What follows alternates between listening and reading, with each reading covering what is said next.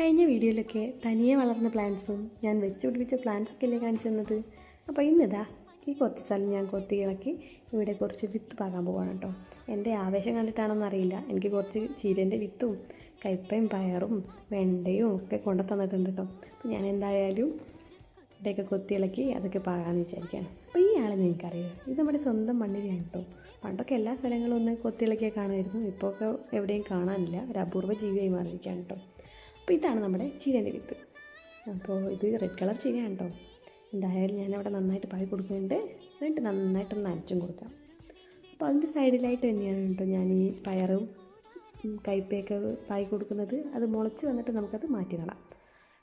ഞാൻ പറഞ്ഞല്ലോ, എനിക്കിത് കൃത്യമായിട്ട് എങ്ങനെയാണ് നടേണ്ട രീതിയൊന്നും എനിക്കറിയില്ല. എനിക്കറിയാവുന്ന രീതിയിൽ ഞാൻ അങ്ങോട്ട് ചെയ്യുകയാണ്. എന്തായാലും ഒന്നും ചെയ്യാതിരിക്കുന്നതിനെക്കാട്ടും നല്ലതല്ലേ എന്തെങ്കിലുമൊക്കെ ചെയ്യുന്നത്. ഇതിങ്ങനെ പോയ ഭാവിയിൽ ഞാൻ വലിയൊരു കൃഷിക്കാരിയാവുമെന്നാണ് എനിക്ക് തന്നെ തോന്നുന്നത്.